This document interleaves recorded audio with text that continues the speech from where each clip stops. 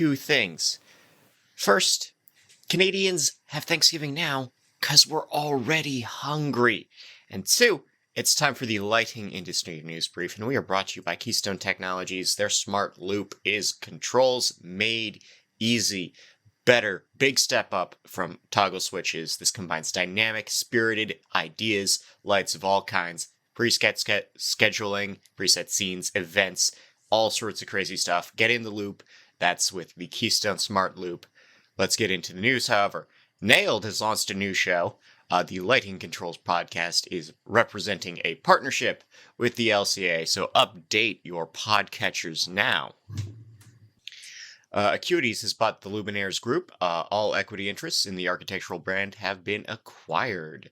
We have a proposed IECC commercial code for 2024 governing energy use in new buildings. Midstream, a UK specialty lighting group, has entered the US market with an office in Dayton, Ohio.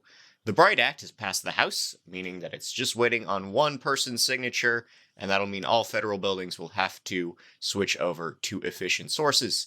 IKEO has filed an IPO and will soon be listed on the Indian Stock Exchange. Sales are down at Cree LED. Q4 revenue dropped by 6%. Signify has scored top grades in sustainability from the S&P. The National Kitchen and Bath Association has published a resource guide to lighting. Check that out if you want to. Halco has a new e-commerce site. TPG Lighting celebrates their 1,000th client. Good for them. They do holiday stuff.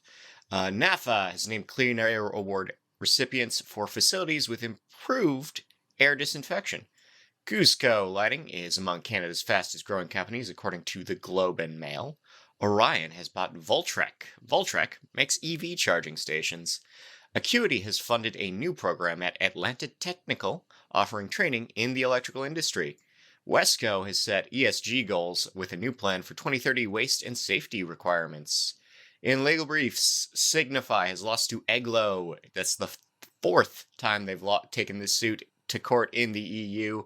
Epistar versus Lowe's, damages have been waived over some terms in their licensing agreement.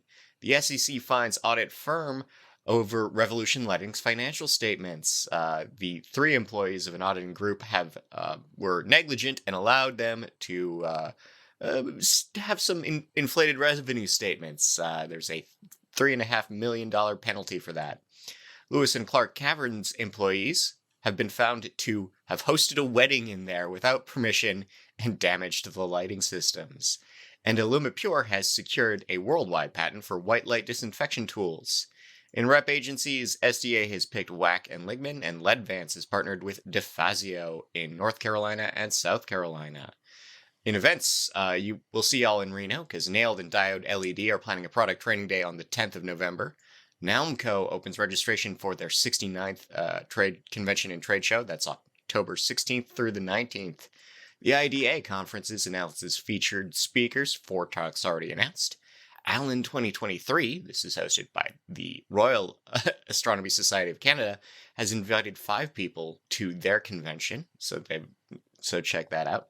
And November 3rd, we have a new presentation from the Good Light Group, Balancing Health and Energy. We have, in IoT news, a flaw in IKEA bulbs have left them open to hackers. The hackers can only adjust the brightness of the bulbs. So, good news, bad news. CSA has released their new spec and cert program for Matter 1.0. Generac has bought Blue Pillar. These guys make power products, and Blue Pillar makes industrial IoT. T-Mobile is entering the 5G IoT market for retail, cities, and industrial IoT. Amber Semiconductor offers a chip that integrates with any existing dimmer switch as a part of the AC mains. And PowerCast has showed off a radio frequency power devices at MWC Las Vegas, meaning that your cell signal could charge your cell phone. Science! In recommended reading, all these on nail.org. How lampshades affect your style. We have Randy Reed recapping the IALD conference. Al Usinski recapping the IALD conference. Can you sue people for light pollution? The NAAD's poll tracker is up just in time for midterms. We have what's going on in visible light disinfection. We have Title 24 and lighting controls in California, and what you can do with DC power in a building. In market projections, wireless smart lighting will be up 13%, 7% gains in military lighting market. Cables market value will exceed 158 billion worldwide. We have 4% expansion in noble gases, and controls market itself will gain by 3%. In R&D, we have some perovskite solar cells with copper electrodes reaching 20% efficiency. That's out of Beijing U. And Nankai U has determined that 500 lux at this delivered lux at 400K reduces eye strain while reading. Ain't that neat? In dark sky news, a Russian space program is planning orbital advertising. Thanks, I hate it. NIWA confirms blue-rich lighting harms insects. We have a new LoRa-based device for city light measurement. The FBI would like to remind you that crime rates haven't changed in the last year, so why are we buying so much lighting for security? Evluma offers a white paper on streetlight glare. We have Time for China and their dark sky movement. We have Coming Soon, Defending the Dark, a movie, a documentary about dark sky issues, and the International Dark Sky Association of Massachusetts is working with teens. In horticultural news, we have California Energy Codes changing growing habits, and Fluence has partnered with Culta, that's a Maryland cannabis farmer.